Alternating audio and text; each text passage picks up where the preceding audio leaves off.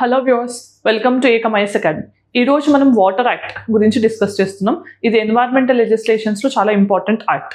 So మనకు తెలిసిందే already 1974లోనే మనం వాటర్ యాక్ట్ అనేది ఒకటి తీసుకురావడం జరిగింది.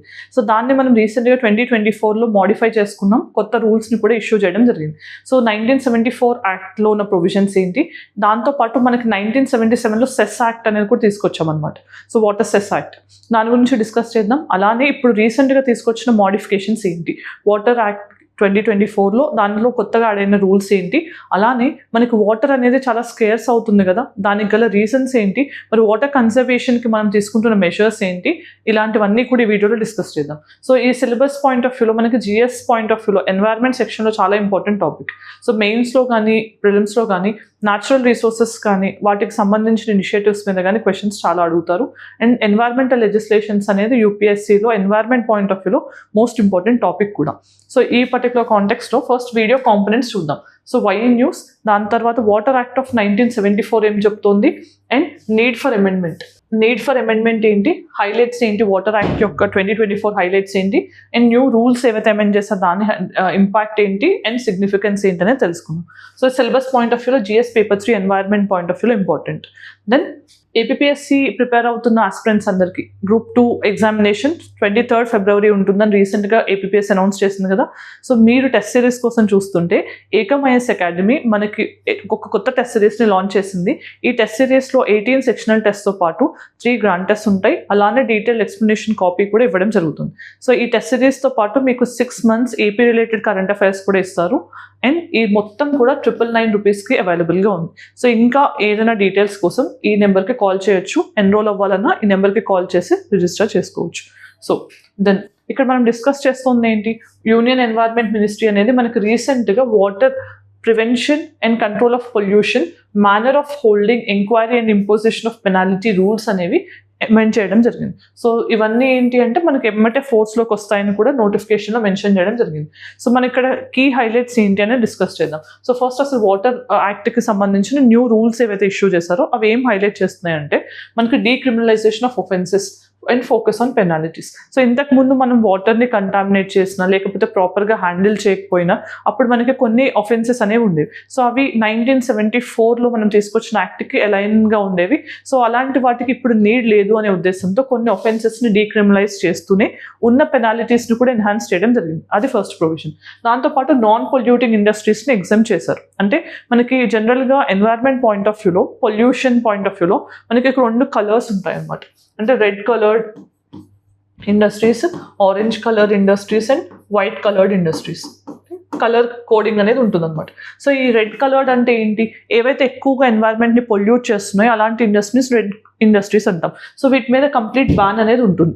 ఆరెంజ్ అంటే ఏంటి, సో ఇవి కొంచెం అంటే వాటి ప్రాసెస్ని కానీ వాటి ప్రొసీజర్స్ని కానీ కొంచెం మార్చుకోగలిగితే దాని మీద ఎన్వైర్న్మెంటల్ ఇంపాక్ట్ని తగ్గించవచ్చు అనమాట. సో ఇవి కొన్ని రెగ్యులేట్ చేస్తారు, మోడిఫై చేసుకుంటే వీటిని ఎలో చేస్తారు.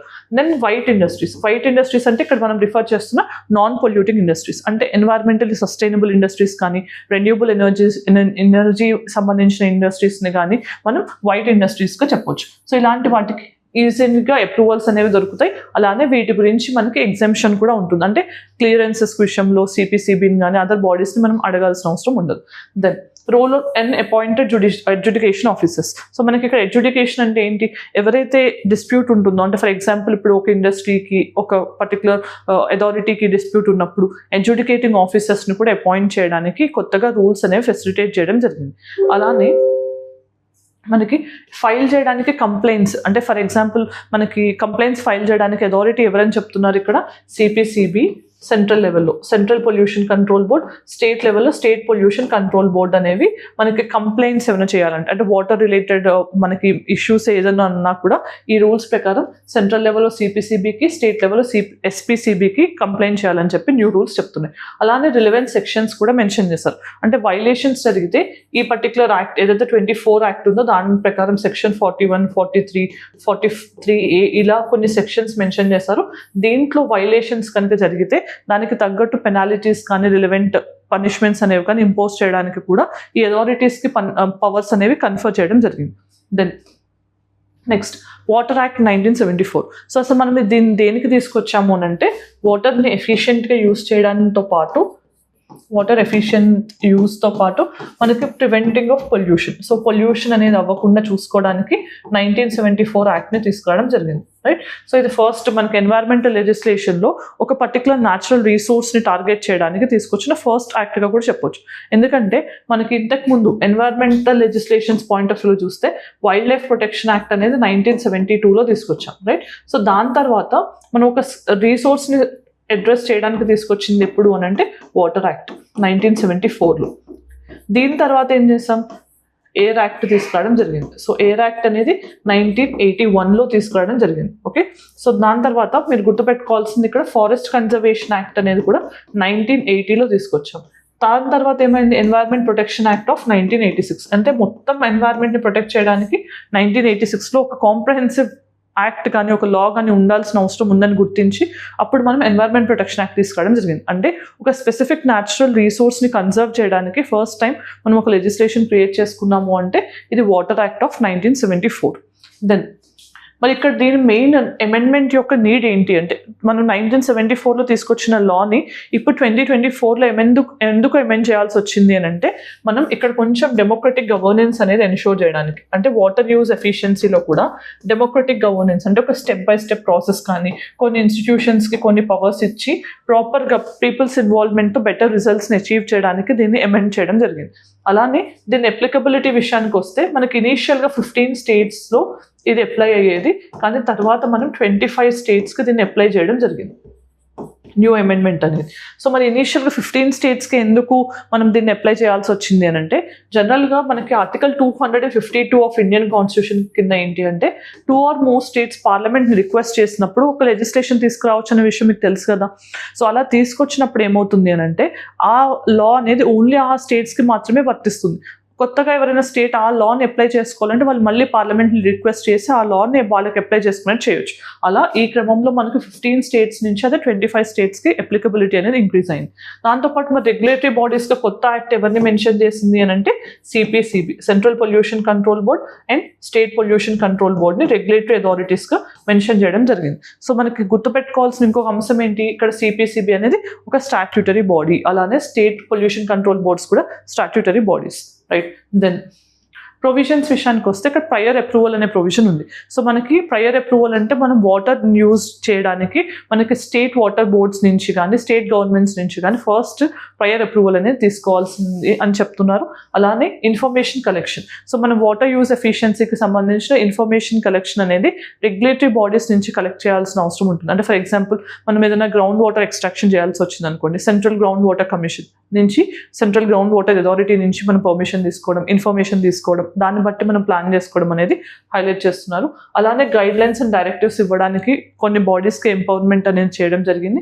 అలానే regulation of activities, so water pollution కానీ మైనింగ్ కానీ, సో మనకు తెలిసిందే వాటర్ మాఫియా అంటే శాండ్ మాఫియా అనేది శాండ్ ఎక్కువ ఎక్స్ట్రాక్ట్ చేయడం వల్ల ఏమవుతుంది, మనకు వాటర్ ఎఫిషియన్సీ అనేది తగ్గుతుంది, పొల్యూట్ అవుతున్నాయి వాటర్. సో అలాంటి వాటిని రెగ్యులేట్ చేయడంతో పాటు కొన్ని యాక్టివిటీస్ని ప్రొహిబిట్ చేయడం అండ్ పెనాలిటీస్ ఇంపోజ్ చేయడం కూడా ఈ లా అనేది కొత్తగా మనకి ఎన్హాన్స్డ్ స్కోప్ని కల్పిస్తుంది.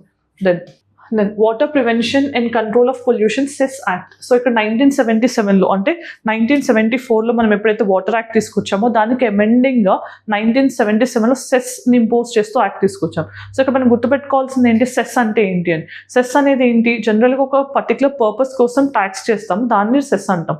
అంటే జనరల్గా ట్యాక్స్ చేసిన మనీ అనేది మనం దేనికైనా యూజ్ చేసుకోవచ్చు, కానీ సెస్ ఇంపోజ్ చేసి దానివల్ల వచ్చిన మనీ ఏదైతే ఉంటుందో దాన్ని ఆ స్పెసిఫిక్ పర్పస్కి మాత్రమే వాడాల్సి ఉంటుంది. సో ఇక్కడ వాటర్ సెస్ అని అంటే ఏంటి, ఓన్లీ వాటర్ బెటర్మెంట్కి కానీ వాటర్ పొల్యూషన్ ఎరాడికేట్ చేయడానికి మాత్రమే ఆ మనీని యూజ్ చేయాల్సి ఉంటుంది. దెన్ ఇక్కడ అథారిటీ టు ఇంపోజ్ సెస్ అంటే ఎవరిని మెన్షన్ చేశారు, మనకి ఎవరైతే రెగ్యులేటరీ బాడీస్ ఉన్నాయో వాటర్ పొల్యూషన్ని ప్రివెంట్ చేయడానికి లైక్ సిపిసిబి, ఎస్పిసిబి ఇలాంటివి కానీ, సెంట్రల్ గ్రౌండ్ వాటర్ కమిషన్ కానీ ఇలాంటి బాడీస్కి వాటర్ సెస్ని ఇంపోజ్ చేసే కెపాసిటీని ఇవ్వడం. దాంతోపాటు ఇక్కడ వచ్చే రెవెన్యూని ఇంకా అంటే కన్సెంట్ ఫీ ఏదైతే ఉంటుందో దాన్ని మనం మళ్ళీ వాటర్ క్వాలిటీని కానీ వాటర్ రీఛార్జ్ లెవెల్ని పెంచడానికి కానీ యూజ్ చేయాలని చెప్పారు. అలానే అమెండ్మెంట్స్ అండ్ ఇన్సెంటివ్స్ అనేవి ఒకవేళ ఎవరైనా వాటర్ రూల్స్ని కానీ అబైడ్ అయ్యి వాళ్ళు మంచిగా కంప్లై అవుతున్నారు అంటే వాళ్ళకి కొన్ని ఇన్సెంటివ్స్ ఇవ్వడం కానీ ఇలాంటివన్నీ ప్రమోట్ చేయాల్సిన అవసరం ఉందని చెప్పి కూడా వాటర్ సెస్ యాక్ట్ ఆఫ్ 1977 చెప్తుంది. దెన్ ఇక్కడ సిపిసిబి గురించి మనం డిస్కస్ చేసాం కదా. సో దీన్ని ఫంక్షనింగ్ ఏంటి అని అంటే మనకి సిపిసిబి అనేది ఒక statutory body. So statutory body అంటే ఏదైనా పార్లమెంట్ యాక్ట్ కింద క్రియేట్ అవ్వాలి కదా. సో ఇనీషియల్గా వాటర్ యాక్ట్ ఆఫ్ 1974 కింద ఇది ఎస్టాబ్లిష్ అవ్వడం జరిగింది. 1974 వాటర్ యాక్ట్ కింద. దాని తర్వాత ఏం చేశారు, not only water act, air act of 1981 కింద కూడా దీనికి పవర్స్ అనేవి కన్ఫర్ చేయడం జరిగింది. అంటే ప్రస్తుతానికి సిపిసిబి అనేది ఈ రెండు యాక్ట్స్ అంటే either air pollution as well as water pollution కి సంబంధించిన రెగ్యులేటరీ మెకానిజంని ఎవరు చూసుకుంటున్నారు అంటే సిపిసిబి. సెంట్రల్ లెవెల్లో సిపిసిబి అండ్ స్టేట్ లెవెల్లో స్టేట్ పొల్యూషన్ కంట్రోల్ బోర్డ్స్ అనేవి ఉన్నాయి, రైట్. సో మనం అందుకనే ఎప్పుడైనా జనరల్గా చూస్తే సిపిసిబి అనేది మనకి ఎయిర్ క్వాలిటీ ఇండెక్స్ అనేది కూడా లాంచ్ చేస్తుంది. సో ఎయిర్ క్వాలిటీ ఇండెక్స్ అనేది మనకి ఏ సిటీలో ఎయిర్ క్వాలిటీ ఎలా ఉంది అనేది కలర్ కోడింగ్ ఇండెక్స్ అనేది ఇస్తున్నారు. మరి దీంట్లో ఎన్ని ఇండికేటర్స్ ఇస్తున్నారు, మనకి 8 ఇండికేటర్స్ ఇస్తున్నారు. అవి ఏంటి అని అంటే కార్బన్ మోనాక్సైడ్ ఒకటి, NO2 ఒకటి, SO2 ఒకటి, O3, NH3 అమోనియా అని చెప్పొచ్చు, తర్వాత PB, PM 2.5 and PM10. So ఇవన్నీ కూడా మనకి ఎయిర్ క్వాలిటీ ఇండెక్స్లో మనకి ఇస్తున్న పొల్యూటెంట్స్ అనమాట. ఏవైతే ఉంటాయో వీటి గురించి మనకి డేటా అనేది సిపిసిబి ఇస్తుంది. దాంతోపాటు మనం ఇంకొక విషయం గుర్తుపెట్టుకోవాల్సింది ఏంటి అంటే ఇప్పుడు వాటర్ పొల్యూషన్ అవ్వడానికి మెయిన్ రీజన్ ఏంటి అంటే ఫస్ట్ మీరు ఎప్పుడైనా ఇలాంటి క్వశ్చన్స్ మెయిన్స్లో అడిగితే ఎలాంటి ఇంట్రొడక్షన్ ఇవ్వచ్చు అంటే ఐదర్ వాటర్ అవైలబిలిటీ అనే దాన్ని మనం హైలైట్ చేస్తూ చెప్పొచ్చు. అంటే ఇండియా అనేది 18% ఆఫ్ వరల్డ్స్ పాపులేషన్ని కలిగి ఉన్నప్పటికీ మనకి ఓన్లీ 4% ఆఫ్ ఫ్రెష్ వాటర్ రిసోర్సెస్ని కలిగి ఉంది. అంటే మీకు అర్థమవుతుంది ఇక్కడ పాపులేషన్ ఎక్కువ ఉంది, వాటర్ రిసోర్సెస్ అనేవి మనకు తక్కువ ఉన్నాయి. సో దాన్ని వాటర్ స్ట్రెస్ అని కూడా అంటాం. సో ఇలాంటి సిచ్యువేషన్లో మనకు ఆల్రెడీ పర్ క్యాపిటల్ అవైలబిలిటీ అనేది తక్కువ అవుతుంది. పర్ క్యాపిటల్ అవైలబిలిటీ అనేది తక్కువ అవుతుంది. అంటే మనకి ఒకళ్ళు తలసరి యూసేజ్కి కావాల్సిన వాటర్ అవైలబిలిటీ అనేది తగ్గుతుంది. అలానే పర్ క్యాపిటల్ వాటర్ కన్సంప్షన్ అనేది పెరుగుతుంది. పర్ క్యాపిటల్ వాటర్ కన్సంప్షన్ అనేది పెరుగుతుంది రోజు రోజుకి. ఓకే, సో ఇవన్నీ హైలైట్ చేస్తూ రీసెంట్ డేటా ఏదైతే ఉంటుందో ఆ డేటాని యూస్ చేసి మీరు కోట్ చేస్తూనే మనం ఇష్యూస్ ఏం ఫేస్ చేస్తున్నామని హైలైట్ చేస్తే బాగుంటుంది. సో జనరల్గా ఏంటి మన వాటర్ పొల్యూషన్ ఒకటి, వాటర్ పొల్యూషన్ అంటే ఇండస్ట్రియల్ ఎఫ్లూయెన్స్ అనేవి కలవడం వల్ల వాటర్ పొల్యూట్ అవ్వడం కానీ లేకపోతే అగ్రికల్చర్ నుంచి మనకి ఎక్సెసివ్ రన్ ఆఫ్ అవ్వడం వల్ల యూట్రోఫికేషన్ అనేది జరుగుతుంది కదా. ఎక్సెసివ్ నైట్రోజన్ కంటెంట్ అనేది మనకి వాటర్ బాడీస్లోకి రన్ ఆఫ్ అయితే యూట్రోఫికేషన్ అవుతుంది, ఆర్టిఫిషియల్ ఎన్రిచ్మెంట్ ఆఫ్ న్యూట్రియన్స్ అనేది జరుగుతుంది. దాంతోపాటు మనకి యాసిడ్ రెయిన్ అనేది ఓకే వాటర్ బాడీస్ని కంటామినేట్ చేస్తుంది. అలానే మిస్యూజ్ కూడా అవుతుంటాయి వాటర్ బాడీస్లో వాటర్ రిసోర్సెస్ అనేవి. లేకపోతే ఒక్కొక్కసారి మనకి కంటామినేషన్ అనేది ఎలా ఉంటుంది అని అంటే ప్లాస్టిక్ పొల్యూషన్ లాగా కానీ ఇలాంటివి కూడా మనకు వాటర్ని కంటామినేట్ చేయడానికి స్కోప్ ఎక్కువ ఉంటుంది. అలానే గ్రౌండ్ వాటర్ రీఛార్జ్ అనేది తక్కువ ఉండటం, ఎక్స్ట్రాక్షన్ అనేది ఎక్కువ ఉండటం. సో గ్రౌండ్ వాటర్ మీద ఎక్కువ డిపెండ్ అవ్వడం. కానీ రీసెంట్గా చూస్తే మనకి అన్ని చోట్ల కూడా కాంక్రీట్ జంగల్స్ అవుతున్నాయి. అంటే మనం అబ్జార్ప్షన్కి కొంచెం కూడా స్కోప్ ఇవ్వకుండా మొత్తం కూడా కాంక్రిటైజేషన్ చేస్తే వాటర్ పెనిట్రేషన్ అనేది తగ్గుతుంది గ్రౌండ్ వాటర్లోకి ఆర్ గ్రౌండ్లోకి. అలాంటప్పుడు మనకి వాటర్ అవైలబిలిటీ అనేది తగ్గుతుంది. సో ఇవన్నీ కూడా మనకి మేజర్గా వాటర్ ఫీల్డ్లో మనం ఫేస్ చేస్తున్న ఇష్యూస్. సో వాటర్ అనేది ఫ్రెష్ వాటర్ ఆల్రెడీ చాలా తక్కువ ఉంది మనకి సెలైన్ వాటర్తో పోలిస్తే. అలాంటప్పుడు ఉన్న వాటర్ రిసోర్సెస్ని మనం కన్సర్వ్ చేయకపోతే రేపు వాటర్ అనేది చాలా చాలా ఇంపార్టెంట్ అండ్ ప్రెషియస్ అవుతుంది కూడా. మరి దీనికి మనం సొల్యూషన్గా ఏం సజెస్ట్ చేయాలి అని అంటే రెయిన్ వాటర్ హార్వెస్టింగ్ అనేది. సో మనకు తెలిసిన రెయిన్ వాటర్ హార్వెస్టింగ్ అన్నప్పుడు హరియాలీ సిస్టమ్ అనేది ఫేమస్ ఇక్కడ రాజస్థాన్లో. దాంతోపాటు నీరు మీరు అనేది ఆంధ్రప్రదేశ్లో ఒక ప్రోగ్రామ్ ఉంది. సో ఇలాంటివన్నీ కూడా మనం హైలైట్ చేయొచ్చు కేస్ స్టడీస్. దాంతోపాటు తమిళనాడులో కొత్తగా కన్స్ట్రక్షన్ ఏదైనా చేయాలి అంటే ఖచ్చితంగా రెయిన్ వాటర్ హార్వెస్టింగ్ మెకానిజం వాళ్ళు ఖచ్చితంగా ఫాలో అయ్యి అది చూపిస్తే మున్సిపల్ అథారిటీస్ నుంచి కన్స్ట్రక్షన్స్కి పర్మిషన్స్ వస్తాయి అన్నమాట. సో ఇలా ఇంటి మెకానిజమ్స్ మనం ఎంప్లాయ్ చేయడం అనేది ఇంపార్టెంట్.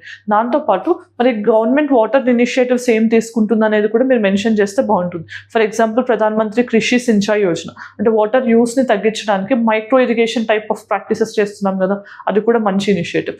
దాంతోపాటు గ్రౌండ్ వాటర్ రీఛార్జ్ పెరగడానికి అటల్ భూజల్ యోజన దాన్ని ప్రమోట్ చేస్తున్నాం. అలానే జల్ జీవన్ మిషన్ ప్రతి రూరల్ హౌస్ హోల్డ్కి పైప్డ్ డ్రింకింగ్ వాటర్ రావాలనే ఉద్దేశంతో దాన్ని 2024 టార్గెట్ని కూడా ఈ మధ్య ఎక్స్టెండ్ చేయడం జరిగింది. అలానే స్వచ్ఛ భారత్ అభియాన్ కానీ నమామి గంగే మిషన్ కానీ మన వాటర్ ఏవైతే రివర్స్ నుంచి తీసుకుంటున్నాం అవి కూడా పొల్యూట్ అవుతున్నాయి. గంగా నది అనేది మనందరికీ సీక్రెట్ కానీ దాన్ని కూడా పొల్యూట్ చేస్తున్నాం. సో ఇలాంటి వాటిల్లో మనం ఇంకా గవర్నమెంట్ ఇనిషియేటివ్స్తో పాటు కన్స్యూమర్ అవేర్నెస్ అనేది అంటే మనం ఎవరైతే ఈ వాటర్ని యూజ్ చేస్తున్నామో వాళ్ళకి కొంచెం అవేర్నెస్ అనేది సెన్సిటైజేషన్ అనేది చేసి వాటర్ని ఫ్రీగా అవైలబుల్గా ఉంది కదా అని మిస్యూజ్ చేయకుండా కన్సర్వ్ చేస్తేనే రేపు ఫ్యూచర్ జనరేషన్స్కి వాటర్ అనేది అవైలబుల్గా ఉంటుంది అనేది కూడా మనం హైలైట్ చేయాల్సిన అవసరం ఉంటుంది. దెన్ ప్రాక్టీస్ క్వశ్చన్కి ఆన్సర్ ఏంటనే చూద్దాం. So how is the National Green Tribunal different from CPCB? So ఇది ఆల్రెడీ యూపీఎస్సీ ప్రిలిమ్స్లో అడగడం జరిగింది. ఎన్జిటి అనేది కూడా ఒక statutory body established under NGT act of 2010. దానికి సిపిసిబికి ఇప్పుడు మనం సిపిసిబి గురించి డిస్కస్ చేసాం కదా, ఈ రెండింటికి ఉన్న డిఫరెన్సెస్ గురించి ఒక క్వశ్చన్ అడగడం జరిగింది. రెండు స్టేట్మెంట్స్ ఒకసారి చదివి దాంట్లో ఏ ఆప్షన్ కరెక్ట్ అనేది ఆన్సర్ కామెంట్ సెక్షన్లో చెప్పడానికి ట్రై చేయండి. దెన్ మనం ఈరోజు ఈ వీడియోలో ఏం డిస్కస్ చేసాము అంటే రీసెంట్గా తీసుకొచ్చిన వాటర్ యాక్ట్, దానికి సంబంధించిన రూల్స్ అనేవి అమెండ్ చేశారు కదా. సో దాని ఇంపార్టెంట్ ప్రొవిజన్స్ ఏంటనేది తెలుసుకుంటూనే 1974 వాటర్ యాక్ట్ గురించి డిస్కస్ చేసాం. అలానే వాటర్ ఛాలెంజింగ్ అనేది ఇప్పుడు ఎందుకు మారుతోంది, మనకి వాటర్ స్ట్రెస్ అనేది ఎందుకు ఇంక్రీజ్ అవుతోంది, ఇవన్నీ డిస్కస్ చేసాం. అలానే ఇక్కడ మనం మెన్షన్ చేయాల్సిన ఒక ఇండెక్స్ ఏంటి అంటే నీతి ఆయోగ్ యొక్క composite water management index. So దాని గురించి కూడా మెన్షన్ చేయండి. సో 0 days వస్తున్నాయి, ఎక్కువ డ్రై డేస్ కూడా ఎక్కువ అవుతున్నాయి మనకి ఎన్వైర్న్మెంట్ పరంగా చూస్తే. సో వాటర్ అవైలబిలిటీ అనేది కొన్ని లైక్ హైదరాబాద్ లాంటి క్యాపిటల్స్లో కూడా 2050కి అసలు గ్రౌండ్ వాటర్ అవైలబిలిటీ లేకుండా కూడా అయ్యే ఛాన్స్ ఉంది అని చెప్పి నీతి ఆయోగ్ చెప్పడం, ఇవన్నీ కూడా అలార్మింగ్ కన్సర్న్స్ అనమాట. సో వీటన్నిటిని అడ్రస్ చేయడానికి గవర్నమెంట్ తీసుకుంటున్న మెజర్స్ ఏంటి, అవి కాకుండా మనం ఏం చేయాలి అనేది. సో రెడ్యూస్, రీయూస్, రీసైకిల్, ఇవన్నీ కూడా మనం 3 R's అప్రోచ్ ఫాలో అవ్వాలి. ఇలాంటివన్నీ కూడా మీ వే ఫార్వర్డ్లో సజెస్ట్ చేస్తూ ఏదైనా ఇన్నోవేటివ్ ప్రాక్టీసెస్ని మరియు ఎక్కడైనా న్యూస్ పేపర్లో చూసినా కానీ అలాంటి వాటిని కోట్ చేస్తే మీ ఆన్సర్స్ ఇంకా ఎన్రిచ్ అవుతాయి. Thank you for watching. All the very best.